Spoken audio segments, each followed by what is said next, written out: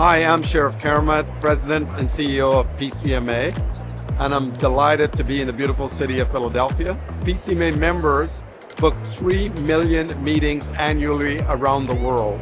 We're celebrating our 70th birthday. That is why so many of our members are showing up to Philadelphia to celebrate this moment.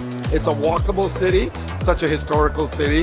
Whether it's at the convention center or the hotels in this wonderful city, they've all been so welcoming. And this is what the Philadelphia CVB does year in, year out.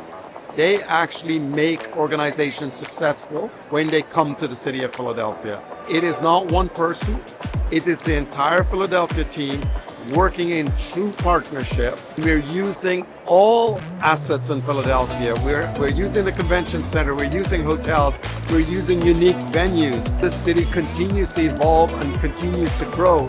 We are absolutely thrilled to be in Philadelphia for Convening Leaders 2026.